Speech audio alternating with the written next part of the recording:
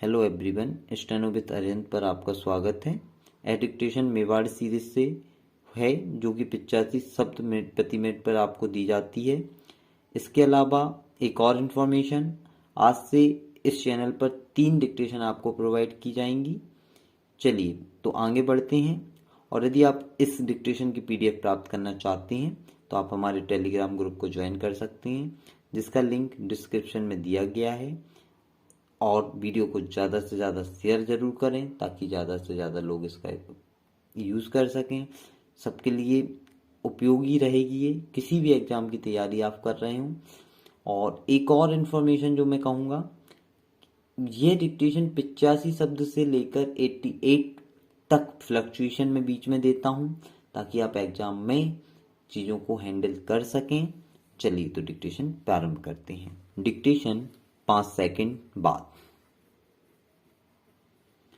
वर्तमान व्यवस्था की सफाई में जन योद्धा की तरह लगे न्यायाधीशों की सब तरफ प्रशंसा हो रही है, चाहे वह राजनीतिक भ्रष्टाचार हो, चाहे ज्यादती हो या फिर पर्यावरण विनाश। हाल के वर्षों में इन मुद्दों पर सख्ती के साथ न्यायपालिका ने इन कर्णधारों की खबर लेना शुरू कर दी है। अब सवाल यह उठाया जा रहा है कि सख्त फैसले सुनाने वाले न्यायाधीशों को जनता के प्रति जवाबदेह होना चाहिए या नहीं। यह सवाल तब पैदा हुआ जब तमिलनाडु के 7 वकीलों की ओर से एक जनहित याचिका दायर की गई थी, जिसमें एक संदिग्ध चरित्र वाले व्यक्ति को हाईकोर्ट का न्यायाधीश नियुक्त किए जाने को लेकर चुनौती दी गई थी। सुप्रीम कोर्ट ने संबंधित जनहित याचिका पर विचार करने से साफ तौर पर इनकार कर दिया था। इस याचिका में यह सवाल उठाया गया था कि जिस अदालत के न्यायाधीश को संपत्ति के मामले में हाईकोर्ट द्वारा दोषी ठहराया जा चुका हो, उसको उसी हाईकोर्ट में न्यायाधीश बनाना उचित हो सकता है। इस बात पर न्यायिक जवाबदेही समिति भी सक्रिय हो गई। सुप्रीम कोर्ट के 6 प्रतिनिधियों के संयुक्त मंडल ने मुख्य न्यायाधीश से मिलकर उनकी नियुक्ति का विरोध जाहिर किया था। इस संबंध में प्रतिनिधि मंडल का कहना था कि उनको पदोन्नत करने की जगह उनके खिलाफ अनुशासनात्मक कार्रवाई होनी चाहिए, क्योंकि एक न्यायाधीश बनने के लिए सबसे जरूरी योग्यता ईमानदारी होती है। हालांकि इस बात का कोई लिखित उल्लेख नहीं मिलता है। सुप्रीम कोर्ट खंडपीठ ने यह याचिका इस आधार पर खारिज कर दी थी कि न्यायिक नियुक्तियों की समीक्षा अदालत में नहीं की जा सकती। याचिका खारिज करने वाली पीठ के अध्यक्ष, जो कि अगले साल देश के मुख्य न्यायाधीश का पद संभालने जा रहे हैं, भ्रष्टाचार के खिलाफ जारी अदालती जिहाद के सुखद दौर में इस फैसले पर कानूनी हलकों के लोग हैरानी कर रहे हैं। जहां तक इस निर्णय का सवाल है, यह अदालती मुहिम की भावना के प्रतिकूल सिद्ध हो रहा है।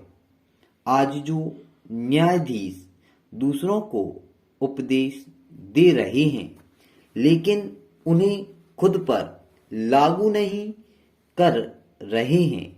यह बड़े दुख की बात है। महोदय, माननीय राष्ट्रपति की अध्यक्षता में देश के राज्यपालों का सम्मेलन आयोजित किया गया था। इस सम्मेलन में सभी राज्यों के राज्यपालों ने भाग लिया था। यह चर्चित सम्मेलन मोटे तौर पर इस आशय की सहमति से समाप्त हो गया था कि संसद और विधानसभा आम चुनाव के फौरन बाद दोबारा चुनाव होने की स्थिति में जहां तक संभव हो सके वहां तक टाली जानी चाहिए। आज शाम यहां राष्ट्रपति के समापन भाषण के साथ संपन्न हुए इस सम्मेलन में सभी की ओर से इस मुद्दे पर एक दो राय थी। इस बैठक में यह भी विचार व्यक्त किया गया था कि राज्यपालों को बिना किसी दखलंदाजी के स्वतंत्र रूप से अपना काम करने दिया जाना चाहिए। आखिर राज्यपाल की भी अपनी एक स्वतंत्र हैसियत और गरिमा होती है।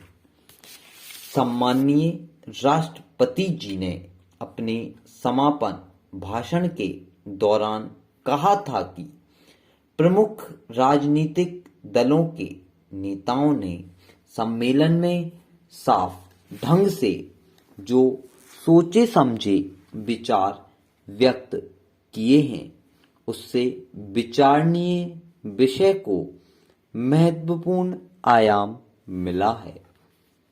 मेरे विचार से यह सम्मेलन समझ और आकलन की व्यापक प्रक्रिया शुरू करने में सहायक सिद्ध हुआ है। जहां तक मैं समझता हूं कि इस सम्मेलन से एक प्रबुद्ध दृष्टिकोण का विस्तार होगा। यहाँ पर राष्ट्रपति महोदय ने अपने उद्बोधन में कहा कि राज्यपालों के 2 दिन के इस सम्मेलन में जो कुछ विचार विमर्श हुआ, उससे विशेष परिस्थितियों में संविधान के क्रियान्वयन में पारदर्शिता के साथ साथ आसान तरीके से संचालित करने में बहुत मदद मिलेगी। यह सम्मेलन महामहिम राष्ट्रपति महोदय के द्वारा किसी दल को लोकसभा या विधानसभा में पूर्ण बहुमत न मिलने की स्थिति में संवैधानिक प्रमुख की भूमिका के बारे में विचार विमर्श के लिए बुलाया गया था। राष्ट्रपति जी ने अपने समापन भाषण के दौरान कहा कि इस सम्मेलन में एक संवेदनशील और जटिल विषयों पर बेहतर ढंग से गहन विचार विमर्श हुआ है। उन्होंने यह भी कहा कि विषय से संबंधित सभी जटिलताओं पर विस्तृत विचार विमर्श का यह विशेष मौका था।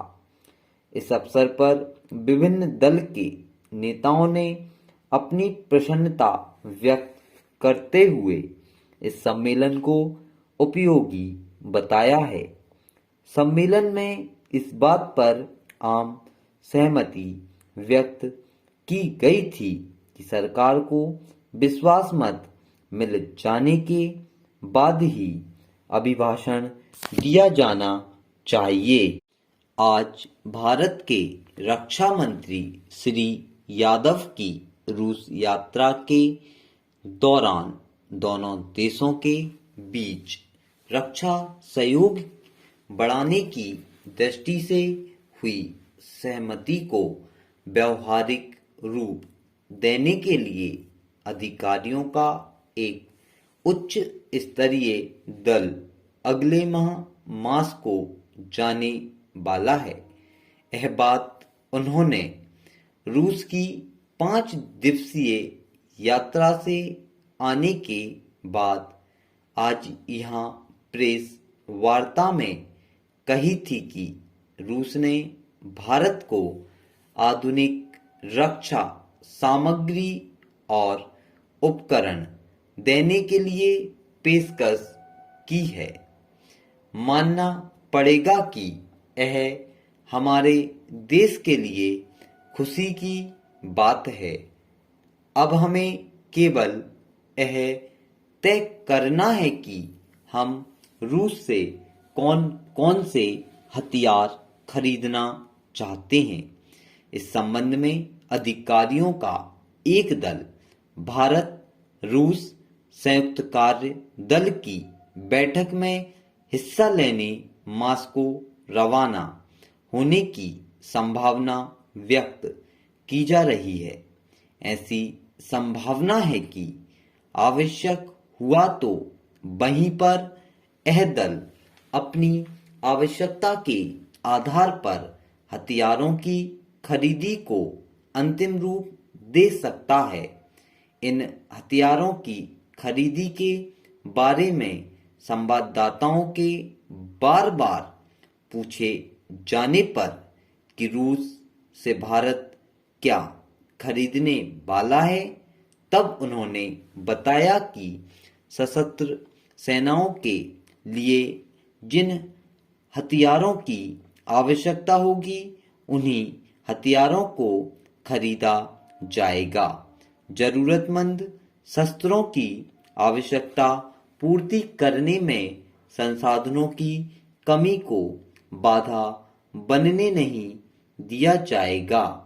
रूस के साथ संभावित रक्षा सौदों के बारे में अलग अलग तरह तरह के प्रश्नों का उत्तर देते हुए कहा कि यात्रा सौदे के लिए नहीं की जाती हैं, बल्कि नीतिगत मुद्दों को अंतिम रूप देने के लिए की जाती हैं और यह काम उन्होंने अपनी यात्रा के दौरान किया है।